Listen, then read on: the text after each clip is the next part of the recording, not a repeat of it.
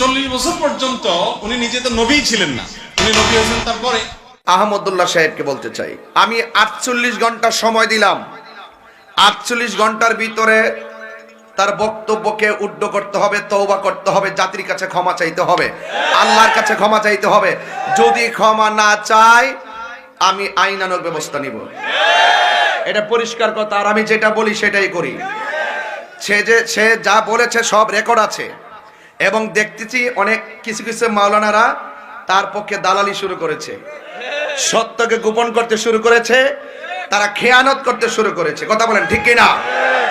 যখন আদমের অস্তিত্ব নাই, মাটির অস্তিত্ব নাই, পানির অস্তিত্ব নাই, তখনই আমার নবী নবী ছিলেন, নবী হয়েছিলেন, দুনিয়াতে এসেছেন, নবী হয়ে এসেছেন। নবীর পরে আর কোন নবী আসবে? কিয়ামত পর্যন্ত আমার নবীর নবুয়তের ঝান্ডা উঠতেই থাকবে।